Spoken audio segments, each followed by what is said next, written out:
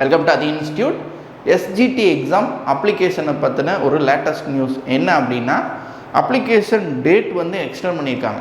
March 15லேருந்து March 20 வரைக்கும். March 15 வரை தான் அப்ளிகேஷன் டேட் இருந்துச்சு. இப்போ 20 வரை அப்ளை பண்ணலாம் அப்படின்னு சொல்லியிருக்காங்க. அதே மாதிரி நம்ம ரொம்ப நாளாக எதிர்பார்த்துக்கிட்டு இருந்தேன் எடிட் ஆப்ஷன், ஆல்ரெடி அப்ளை பண்ணவங்க சப்மிட் கொடுத்தவங்க எடிட் பண்ண முடியுமா அப்படின்னு கேட்டிருந்தீங்க. கண்டிப்பாக கொடுப்பாங்கன்னு சொல்லியிருந்தேன். அதே மாதிரி இப்போ சொல்லியிருக்காங்க மார்ச் 21லேருந்து 23 வரை எடிட் பண்ணிக்கலாம். ஸோ இதுதான் நமக்கு இப்போ ஒரு நியூஸ் வந்திருக்கு. ஸோ இதில் இப்போ இந்த வீடியோவில் நம்ம என்ன பார்க்க போகிறோம் அப்படின்னா, அதில் என்ன சொல்லியிருந்தாங்க அப்படின்றத நான் ஒரு டீட்டெயிலாக சொல்லிடுறேன். அதுபோக நான் ஏற்கனவே நம்ம என்ன பண்ணியிருந்தோம் அப்படின்னா, ஸ்டெப் பை ஸ்டெப்பாக எப்படி அப்ளை பண்ணுறது அப்ளிகேஷன் அப்படின்னு சொல்லிட்டு ஒரு வீடியோவில் சொல்லியிருந்தோம். அந்த வீடியோ பார்க்காதவங்க டிஸ்கிரிப்ஷனில் லிங்க் தரோம், பாருங்கள். புதுசாக அப்ளை பண்ண போகிறவங்களா இருந்தால் அந்த வீடியோவை பொறுமையாக பார்த்துட்டு அதுக்கப்புறமா நீங்கள் அப்ளை பண்ணலாம். ஓகே, அந்த அப்ளை பண்ணுறதுலேயே அந்த வீடியோலேயே நிறையா பேர் டவுட் கேட்டிருந்தீங்க. டிடிஎட்டோட சர்டிஃபிகேட் எதை அப்லோட் பண்ணுறது, எந்த நம்பர் ரிஜிஸ்டர் நம்பரை கொடுக்குறது, இந்த மாதிரி நிறையா டவுட்ஸ் கேட்டிருந்தீங்க. அதை பற்றி நான் இந்த வீடியோவில் கிளியராக சொல்லிடுறேன். ரைட், கவனிங்க. ஸோ நமக்கு இப்போ தான் ஒரு நியூஸ் வந்திருக்கு இன்றைக்கி. ஸோ அந்த நியூஸ் படி நமக்கு அப்ளிகேஷன் டேட் வந்து எக்ஸ்டெண்ட் பண்ணியிருக்காங்க. இந்த பாருங்கள், வியூ ஆகுதா? Okay, so application date March 20 வரைக்கும் எக்ஸ்டெண்ட் பண்ணியிருக்காங்க. ஆல்ரெடி 15ஆம் தேதி வரை சொல்லியிருந்தாங்க, இப்போ 20 வரைக்கும் எக்ஸ்டெண்ட் பண்ணியிருக்காங்க. ஸோ 20ஆம் தேதி மார்ச் 20 ஈவினிங் 5 o'clock கூட அப்ளிகேஷன் முடிஞ்சிடும். அதே மாதிரி எடிட் ஆப்ஷன், எடிட் பண்ணுறவங்க யார் அப்படின்னா, ஃபீஸ் பே பண்ணவங்க, சரிங்களா? அப்ளை பண்ணி ஃபீஸ்லாம் பே பண்ணி முடிச்சிட்டவங்க அதை எடிட் பண்ணணும் அப்படின்னா மார்ச் 21ஆம் தேதியிலேருந்து மார்ச் 23ஆம் தேதி வரைக்கும் எடிட் பண்ணிக்கலாம். அதுவும் 23ஆம் தேதி ஈவினிங் 5 o'clock வரை எடிட் பண்ணிக்கலாம். 3 நாள், மார்ச் 21, 22, 23. ஸோ இந்த 3 நாளில் எடிட் பண்ணணும். எடிட் பண்ணும்போது ஸ்டெப் பை ஸ்டெப்பாக நீங்கள் சில விஷயங்களை ஃபாலோ பண்ணணும். அதை பற்றி டீட்டெயிலாக சொல்லியிருக்காங்க. இந்த பிடிஎஃபோட லிங்க்கும் டிஸ்கிரிப்ஷனில் தரேன், டவுன்லோட் பண்ணி பாருங்கள். பட் இருந்தாலும் நான் டீட்டெயிலாக சொல்லிடுறேன், கவனிங்க. ஆக்சுவலி இந்த அப்ளை பண்ணுறதுலேயே நிறைய டவுட் சொல்லியிருந்தீங்களே, அதையும் சொல்லிடுறேன் ஃபஸ்ட்டு. அதாவது என்ன பண்ணணும் அப்படின்னா, டிடிஎட்டை பற்றி கேட்டிருந்தீங்க. இந்த டிடிஎட்டில் என்ன பண்ணணும் அப்படின்னா, மொத்தம் ஃபஸ்ட் இயர் 2 வருஷம், first year and second year 2 வருஷத்துக்கு மார்க் ஷீட் இருக்குங்க, கரெக்டுங்களா?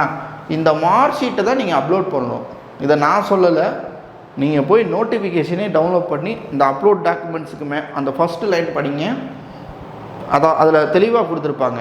ஒரிஜினல் மார்க் ஷீட் கீழே சொல்லியிருக்க ஒவ்வொரு இந்த 10th 12th அந்த ஒவ்வொன்றுலையும் ஒரிஜினல் மார்க் ஷீட்டை அப்லோட் பண்ணுங்கன்னு சொல்லி கொடுத்துருக்காங்க, சரிங்களா? நிறைய பேர் டிடிஎட் சர்டிஃபிகேட் அப்லோட் பண்ணிக்கிங்க, தப்பு இல்லை. ஆனால் இதுதான் முக்கியம், அது தேவையில்லை, சரிங்களா? இல்லை எனக்கு குழப்பமாக இருக்குது அப்படின்னா, இந்த 2 mark sheet plus DTEd certificate, diploma certificate, அதையும் சேர்த்து மொத்தமாக 3ஐயும் ஒரே பிடிஎஃபாக வச்சு, ரைட்னா, 500 கேபிக்குள்ளே கொண்டு வந்து நீங்கள் அப்லோட் பண்ணலாம், ஓகேவா? ஆனால் கம்பல்சரியாக இருக்க வேண்டியது இது 2 தான். ஃபஸ்ட் இயர் அண்ட் செகண்ட் இயரோட மார்க் ஷீட் கம்பல்சரியாக இருக்கணும். தப்பு பண்ணியிருந்தீங்க அப்படின்னா எடிட் ஆப்ஷனில் சேஞ்ச் பண்ணிடுங்க, ஓகேவா? அவங்க கேட்குறது மார்க் ஷீட். எப்போயுமே மார்க் ஷீட் தான் ரொம்ப முக்கியம். 10th மார்க் ஷீட் அப்லோட் பண்ணியிருப்பீங்க, 12th மார்க் ஷீட் அப்லோட் பண்ணியிருப்பீங்க. அடுத்து DTEd first year and second year 2 mark ஷீட்டையும் சேர்த்து அப்லோட் பண்ணணும். அப்போ 2 சர்டிஃபிகேட் நம்பர்லாம் நான் எதை கொடுக்குறது அந்த சர்டிஃபிகேட் நம்பர் கேட்குற இடத்துல அப்படின்னா, இந்த செகண்ட் இயர் இருக்கு இல்லையா, எப்பயுமே ஃபைனல் இயர் அந்த மார்க் ஷீட்டோட நம்பரை கொடுக்குறது நல்லது. ஆனால் பிரச்சனை இல்லை, நீங்கள் அப்லோட் பண்ண 2ல் எந்த நம்பரை வேணால் கொடுக்கலாம், ஓகேவா? ஃபைனல் இயரை கொடுங்க மேக்ஸிமம், இல்லை 2ல் எதை கொடுத்துருந்தாலும் பிரச்சனை இல்லை, அது ஒரு பெரிய இஷ்யூ இல்லை. ஓகே, திரும்பவும் சொல்கிறேன், இது 2ஐயும் கம்பல்சரியாக அப்லோட் பண்ணணும். டிடிஎட்டையும் சேர்த்து அந்த டிகிரி சர்டிஃபிகேட்டையும் சேர்த்து அப்லோட் பண்ணணும்னு நினைக்கிறவங்க சேர்த்து அப்லோட் பண்ணுங்கள், தப்பு கிடையாது. செகண்ட் இயர் மார்க் ஷீட் நம்பரை சர்டிஃபிகேட் நம்பரில் கொடுத்துருங்க. பர்சன்டேஜ் எப்படி கண்டுபிடிக்கிறதுன்னு சில பேர் டவுட் கேட்டிருந்தீங்க. ஃபஸ்ட் இயரில் ஒரு 3 பேப்பர் இருக்கும், செகண்ட் இயரில் ஒரு 5 பேப்பர், சில இடங்களில் சேஞ்ச் ஆகும். மொத்தம் 8 பேப்பர் இருக்குன்னு வச்சுக்கிடுவோமே. ஒவ்வொரு பேப்பருமே 150 மார்க் எக்ஸாம் நடந்திருக்குன்னு வச்சுக்குவோம். 150 மார்க்குக்கு நான் 85 எடுத்திருக்கேன். ஃபஸ்ட்டு பேப்பர் மொத்தம் 3 பேப்பரில், ஒரு பேப்பரில் 150க்கு 85, எக்ஸ்டர்னலும் இன்டர்னலும் சேர்த்து 150, இன்டர்னல் ஒரு 50க்கு, எக்ஸ்டர்னல் ஒரு 100க்கு, அப்படின்னா மொத்தம் 150க்கு நான் எடுத்தது 85. இப்படி மொத்தம் 8 பேப்பர்லேயும் நான் எடுத்த மார்க்லாம் எடுத்து கூட்டணும், ஓகேவா? அதே மாதிரி 150 + 150 + 150, அதாவது நான் எக்ஸாம்பிள் சொல்கிறேன், சில பேருக்கு 200 கூட இருக்கலாம். ஓகேவா?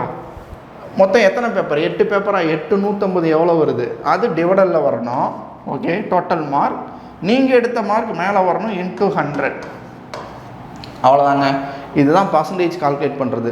செகண்ட் இயர் பர்சன்டேஜை மட்டும் போட்டுறாதீங்க, ரெண்டையும் சேர்த்து தான் பர்சன்டேஜ் கால்குலேட் பண்ணணும். ஓகேவா? இது புரிஞ்சுக்கிட்டிங்களா? ரைட். அதே மாதிரி கேரக்டர் சர்டிஃபிகேட் என்ன வாங்கணுன்றதுக்கு ஃபார்மேட் கொடுத்துருக்கோம்.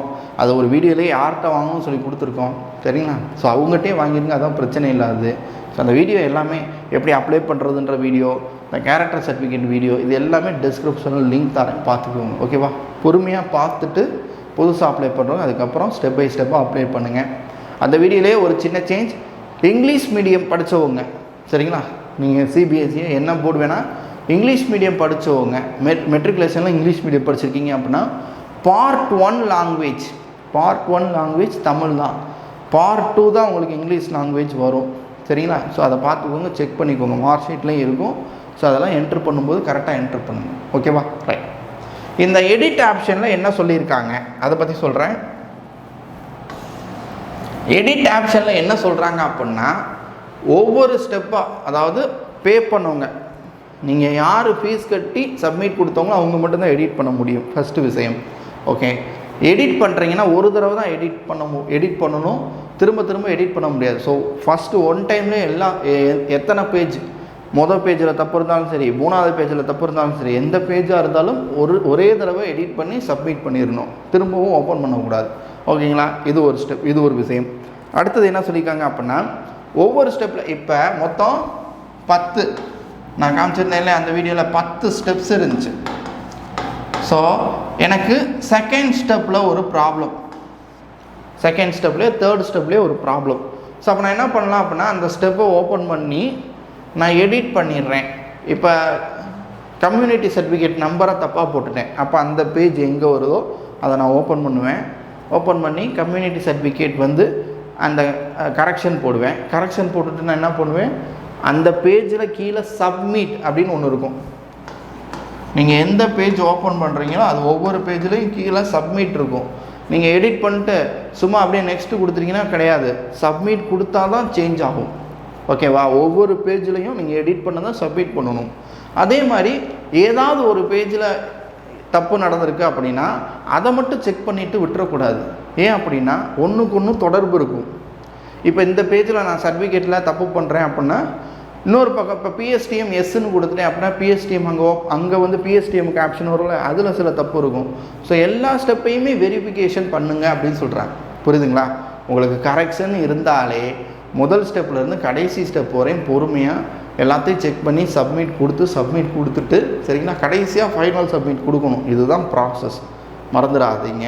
கடைசி பேஜ் வரும்போதுமே ப்ரிவ்யூ பார்ப்பீங்க இல்லையா, ப்ரிவ்யூ பார்த்துட்டு ஓகேவா அப்படின்னு தான் கடைசி சப்மிட் பண்ணணும், உடனே கொடுத்துடக்கூடாது. ஸோ இதெல்லாம் முக்கியமானது. அதே மாதிரி மொபைல் நம்பரையோ மெயில் ஐடியோ சேஞ்ச் பண்ண முடியாது.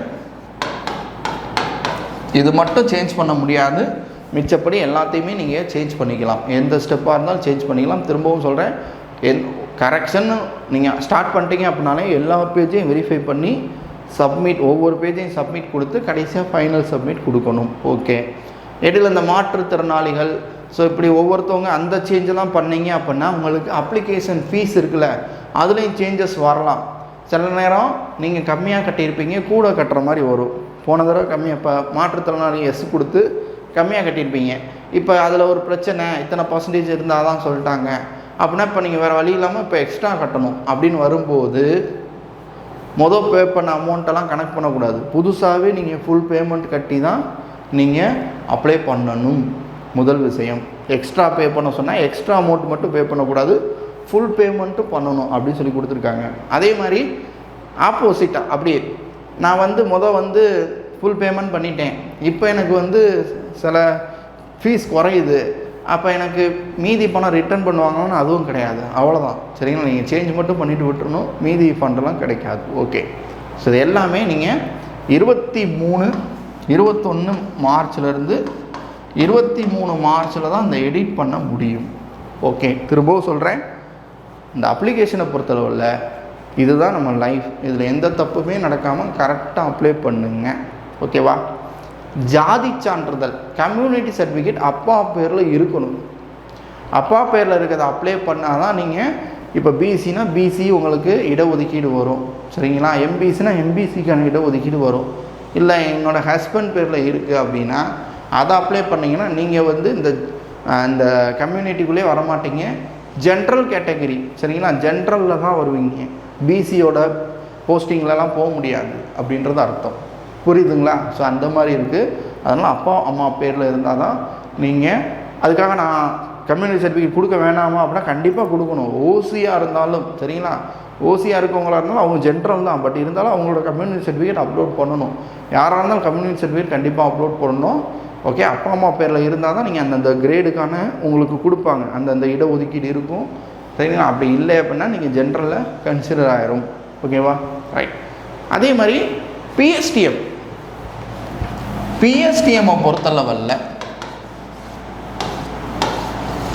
தெளிவாக சொல்லிட்டாங்க. என்ன சொல்லிட்டாங்க அப்படின்னா, இப்போ இருக்க ஃபார்மெட்டுன்றது 2020 இருக்குது. இந்த ஃபார்மெட் இப்போ வரல, 2020 இந்த ஃபார்மெட் இருக்குது. 2020க்கு அப்புறம் நீங்கள் சைன் வாங்கியிருந்தீங்கன்னா இப்போ இருக்க ஃபார்மெட்டில் தான் வாங்கியிருப்பீங்க. அதுக்கு முன்னாடி வாங்கினவங்க மட்டும் என்ன பண்ணணும் அப்படின்னா இப்போ இருக்க நியூ ஃபார்மெட்டில் தான் வாங்கணும். ஓகேவா?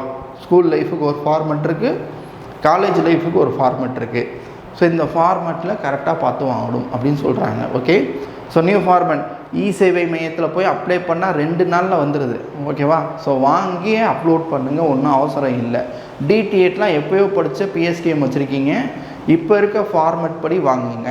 இ-சேவை மையத்தில் டிடிஎட் டயட் மூலமாக அப்லோட் பண்ணணும், பிஎஸ்டிஎம் வேணும்னு சொன்னால் அவங்களே அப்லோட் பண்ணி கொடுத்துருவாங்க. 2 நாளில் உங்களுக்கு சர்டிஃபிகேட் கிடச்சிரும். பிஎஸ்டிஎம்மை பற்றியுமே நம்ம அந்த வீடியோவில் கிளியராக சொல்லியிருந்தோம். ஓகேவா? ஸோ பிஎஸ்டிஎம்மை பற்றி நியூ ஃபார்மெட்டாக பழைய ஃபார்மெட்டான்னு கேட்காதீங்க, நியூ ஃபார்மெட் தான் நல்லது. நியூ ஃபார்மெட்லேயே வாங்கி அதவே அப்லோட் பண்ணுங்கள். ஆல்ரெடி அப்லோட் பண்ணவங்களாக இருந்தாலும் எடிட் ஆப்ஷனில் சேஞ்ச் பண்ணுங்கள். ஓகேவா? ரைட். ஸோ நீங்கள் கேட்டிருந்த டவுட்ஸ்லாம் இது தான் நினைக்கிறேன். ஓரளவுக்கு இந்த வீடியோவில் சொல்லிட்டேன்னு நினைக்கிறேன். ரைட், பார்ப்போம். இதுக்கு மேலே எதுவும் டவுட் இருந்தாலும் மென்ஷன் பண்ணி மெசேஜ் பண்ணுங்கள். நெக்ஸ்ட் வீடியோவில் அதையும் கிளியர் பண்ணிடுவோம். ஓகேவா? நல்லபடியாக படிங்க. இந்த அப்ளை பண்ணுற டென்ஷனில் படிக்காமல் விட்றாதீங்க.